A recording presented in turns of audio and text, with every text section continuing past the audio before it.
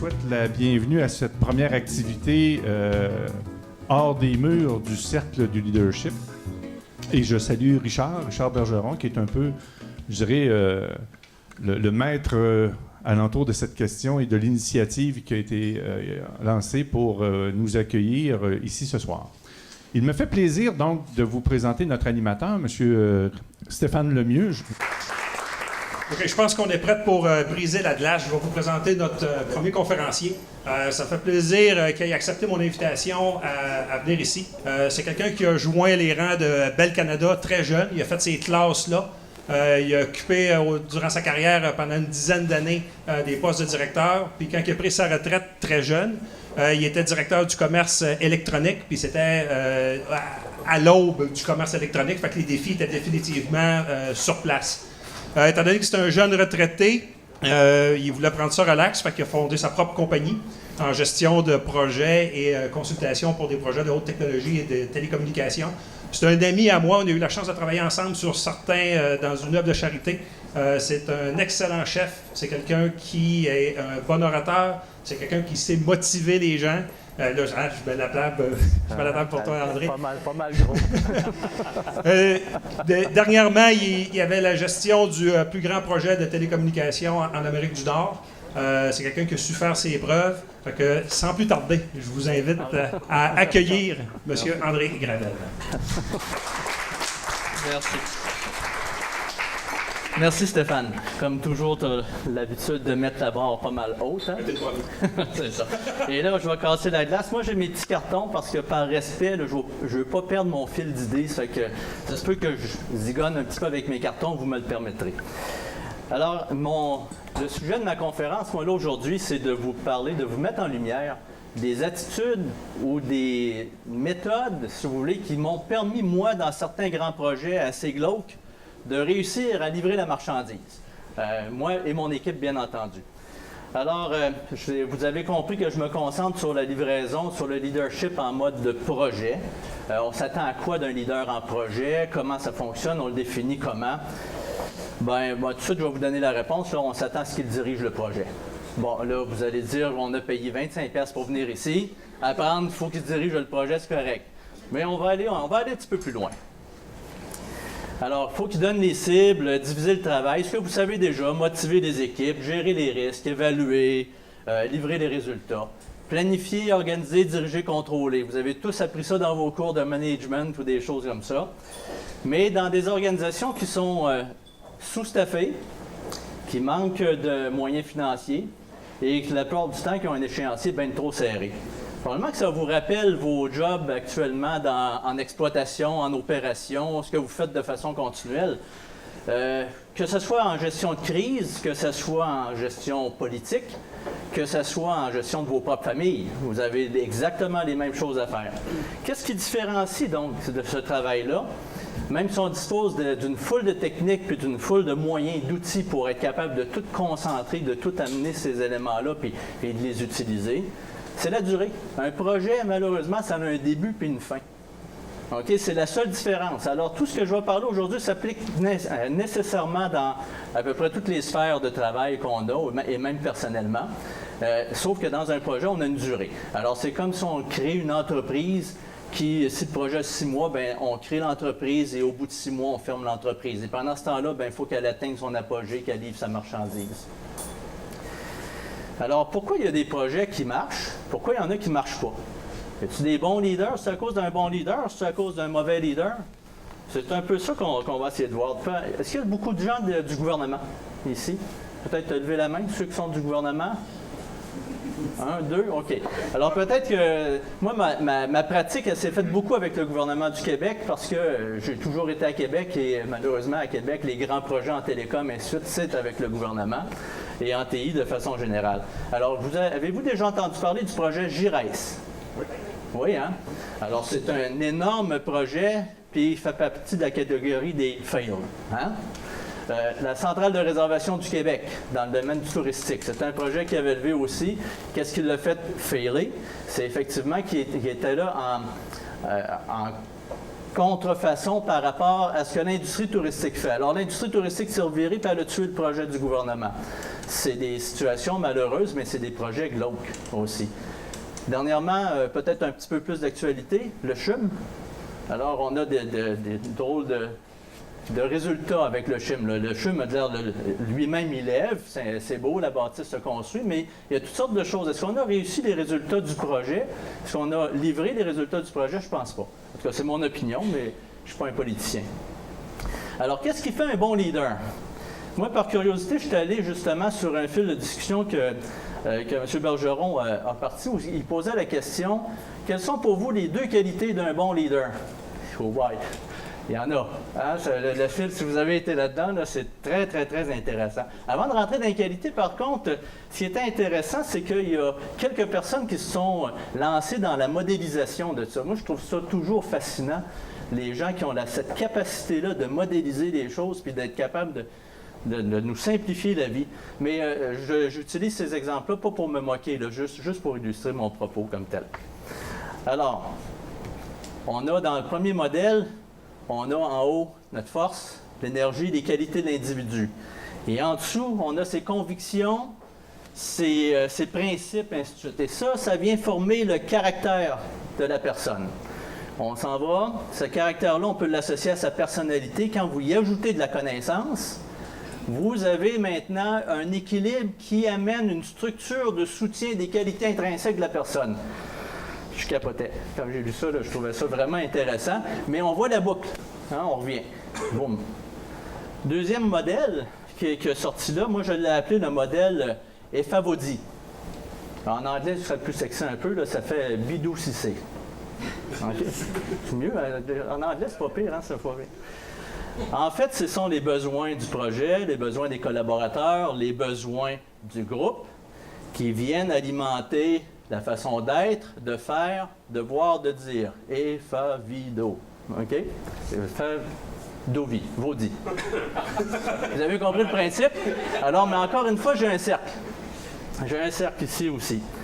C'est quand même bon, c'est intéressant de voir ces choses-là. Mais moi, les modèles en cercle, j'agis toujours avec beaucoup de précaution parce que je trouve que ces modèles nous font spinner. OK? Et souvent. Et j'ai une devise ou une maxime, je ne sais même pas d'où c'est que ça vient, j'ai entendu ça très jeune puis je l'avais trouvé intéressante. À trop flatter un cercle, il devient vicieux. Alors, les modèles en cercle, je fais bien attention.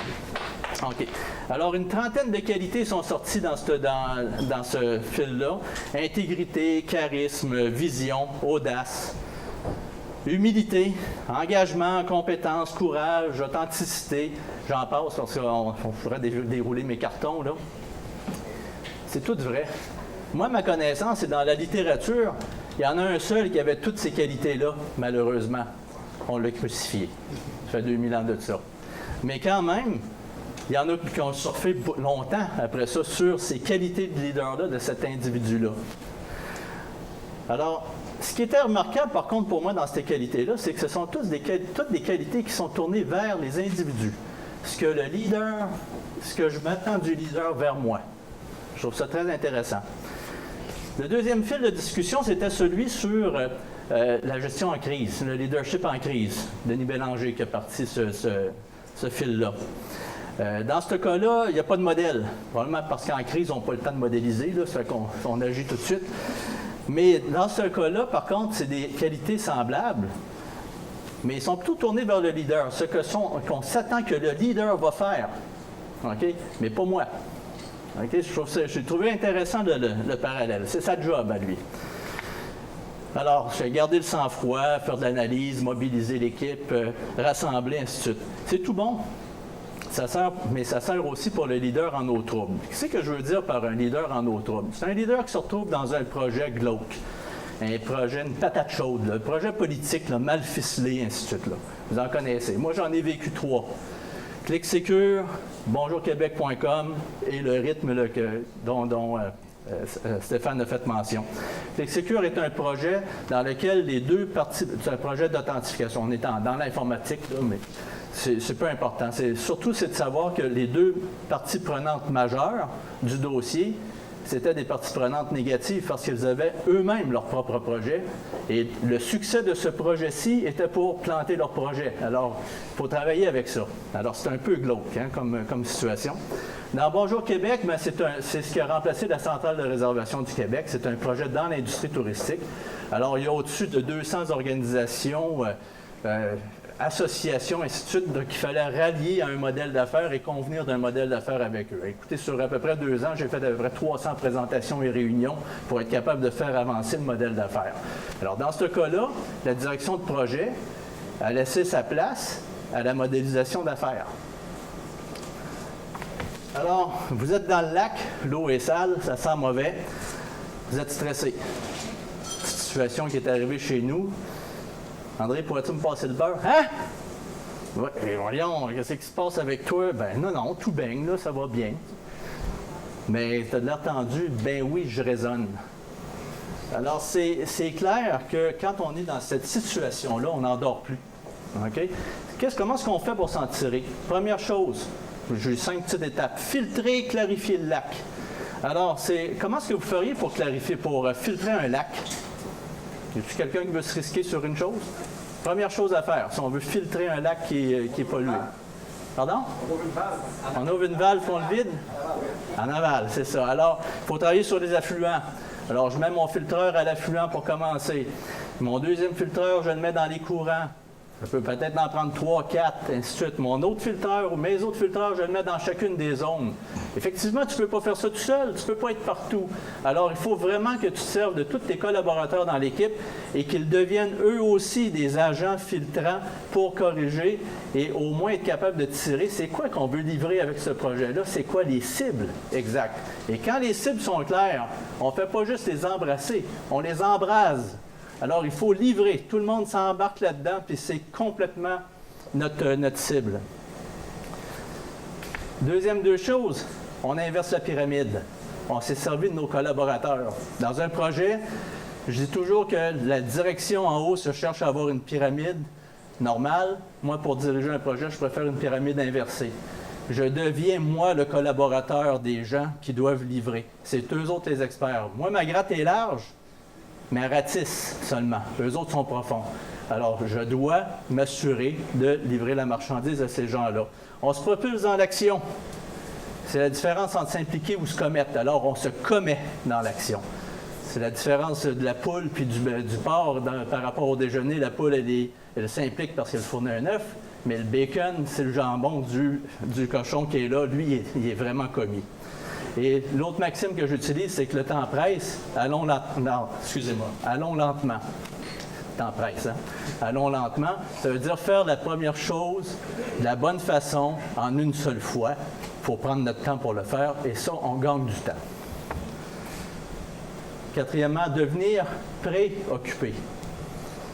C'est bien important parce que ça nous permet de voir loin. On se préoccupe des choses, on essaie de moins s'en occuper, mais de s'en préoccuper.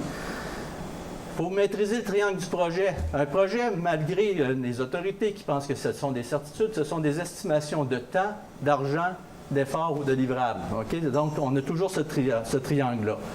Il faut toujours s'assurer que dans un projet, les pertes se situent dans ces 3 axes-là. Normalement, on essaie d'en contrôler au moins un des 3 comme directeur de projet. Alors, un de ces 3 axes-là, et jamais les pertes doivent être des pertes humaines. Parce que ce sont vos collaborateurs, vous avez travaillé, vous les avez développés, vous utilisez ces gens-là avec vous. Accueillir les crises, c'est le dernier point, c'est ma dernière aussi, Martin.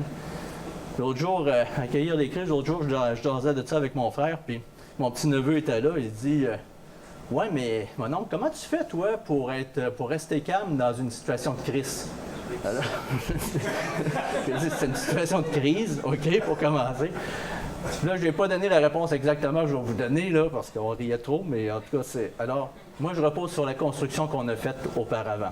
On a construit les cibles, on a construit la vision, on a confiance un en l'autre, on a de la patience, de l'audace, on s'est engagé, on s'est embrasé par rapport à ça, et finalement, je me rattache à la foi que j'ai en l'équipe de travail que j'ai. Et dans tous les cas, ça a très bien marché. Merci beaucoup. Merci.